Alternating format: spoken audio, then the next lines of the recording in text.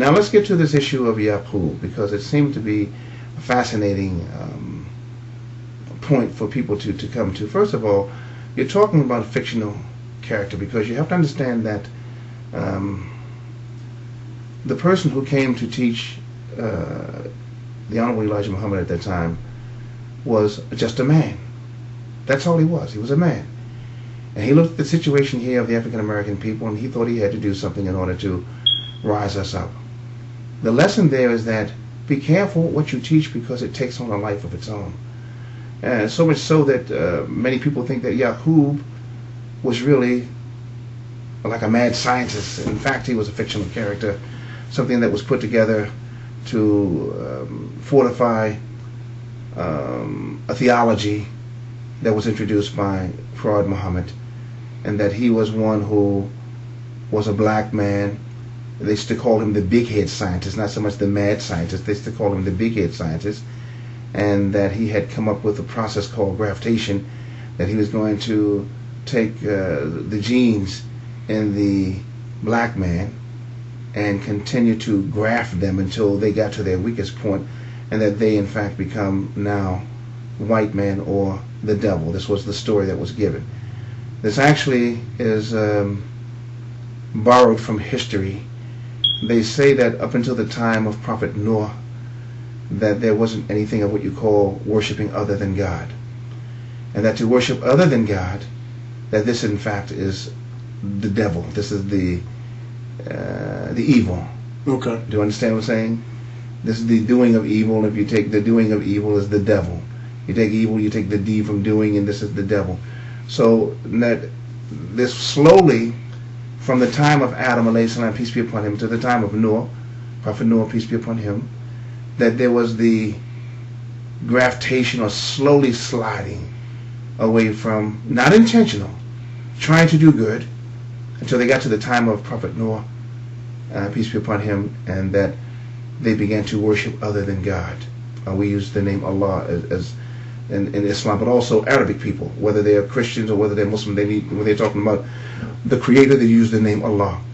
I was in school in Egypt, and I used to go pray at this big mosque, and right next to this mosque was a big church. And I was talking with a guy one day, and he used the name Allah. I know he was Christian. He used the name Allah talking about God. I said, well, why you use the name Allah? That's what we Muslims use. He said, no. This is what Arab-speaking people use. They use the name Allah to talk about the Creator, whether they're Muslims or whether they're non-Muslims. So here, this graftation, meaning sliding from this pure worship. That's what the graftation was signifying. Sliding from this pure worship of God alone to the point where you began to mix in with worshiping other gods. And you know what they were worshiping? Their type of worship was that they had erected statues to the pious people who had lived during the time of Prophet Noah alayhi salam, peace be upon him. And the people would then go and say, you know what, look, so-and-so, whenever he prayed to God, his prayers were always answered. So let's go and ask him to ask God to answer our prayers. And so then they would begin to go and pray to this statue. Do you understand? I got you. To ask God to help them. And this is something that is unacceptable in Islam. It's really unacceptable in Islam to even pray to the Prophet, peace be upon him, to ask him, oh Prophet, give me such, to do something, because the only one that gives is God, the Creator. So as Muslims, we have to be careful as to what we worship. We worship God alone, only one God. And we don't worship anyone other than him, not the Prophet, not the companions, not anyone. And since it's a part of our nature to worship, this is something that has to be guarded very carefully. God says in the Quran that he has only created us to worship. When we play this to its natural conclusion, it means to worship him. But when we don't understand what's being done, we find that our worship is oftentimes misguided. We see, and not to cast aspersions on Michael Jordan, who's one of my favorite players, but we see Michael come down the court and Michael do a 360 and switch from one hand to the other hand and put the ball in. It almost becomes a type of worship. We go away from there bedazzled. We see Kobe do the same thing. Right. We see Right. LeBron James do the same thing. Right. We say, oh my God, what happened? Oh man. Right. And we began to render a type of worship. And I think there's a difference between worship and a healthy respect for a certain level of talent. which is I think we have to make sure that we keep our sentiments in the area of healthy respect for talent. Do you understand? And not let it rise to worship. I mean, you had people that almost worship Michael Jackson. I mean, you know, they had like some kind of evidence that he was with these young boys. Something that the truth didn't come out, so I won't accuse him of that. But I'm saying this is what was played out in the press. But you had people that were almost worshiping. Maybe it was worship, and that's something that we have to be careful, because this is the best explanation for Yaqub. And actually, Yaqub is the Arabic name for Jacob. Okay. You understand what I'm saying? Know that. Yes, it's the Arabic name for Jacob, because in certain parts of the world, the J was pronounced as a Y, and you'll find this. You'll still find this in some of the other countries where the name like is Yeshua and Yahweh. Yes, gotcha, you know. Gotcha. You see what I'm saying? So, and the name is just Yaqub, and it simply means that this is Jacob, and this is the Arabic pronunciation of Jacob. It was introduced in Message to the Black Man, which was during the Nation of Islam. You see what I'm saying? Yeah, Elijah Muhammad. But the reality of it is that it's just an Arabic pronunciation of the word Jacob.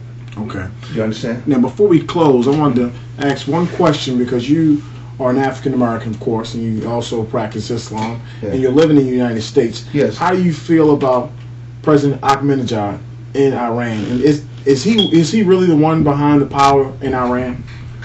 Well, from my understanding of it, no, he isn't. Not the one behind the power. But I think more poignantly is the flack he received was on the statements that he made about that Israel should not be allowed to live, or should be wiped off the map. I think this is an incorrect statement. I think it's incorrect on two levels. That number one, I think that if he meant Zionism, then he should have the linguistic wherewithal to say Zionism, because people will then deduce that he means all of Israel. And if he's talking about all of Israel, then he's completely incorrect, because no one has the right to make a statement like that unless they're ready to receive the flack that comes behind it. If he's talking about Zionism, then any type of oppression, whether it's from the Jewish people, whether it's from the Muslim people, whether it's from the Christian people, should be wiped out. But the people themselves, because first of all, Zionism isn't a person. Zionism is a philosophy. It's a belief. So the belief that should be wiped off the planet. You know, if there is something similar to that in Islam, where they want they have this hatred, they have this type of oppression for other people, that should be wiped off the earth, because it's un-Islamic. So it's extremism is what it is. Well, it may be completely corrupt. It may be more than just extremism. Sometimes extremism means overdoing the right thing. You understand what I'm saying? This may not be a case of overdoing the right thing at all. It could clearly be a case of something that's corrupt that's being propagated. So I think that if you find this in Islam, it should be removed. If you find it in Christianity, it should be removed. If you find it in, of course, Judaism, it should be removed, because it has no place in the growth and development of human people. All right, well, you know, thanks for coming in.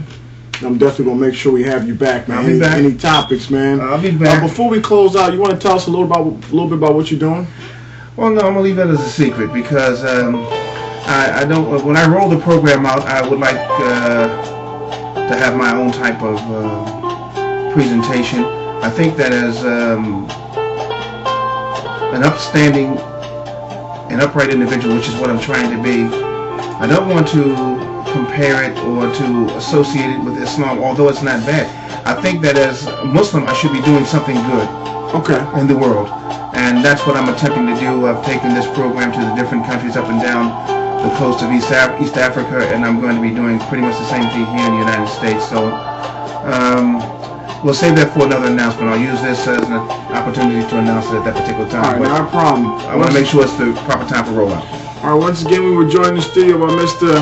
Abu Hamid. Okay? All right, guys, thanks for tuning in. I'm your host, Giuliano, and this is Real Talk Radio. Please comment. We're going to have more videos in the future, and I hope we cleared up a little bit of any misconceptions about Islam and everything like that. And if you have more questions, send them in. He'll bring me back, and we'll try to do the best that we can to answer the questions. All right, guys, have a good one.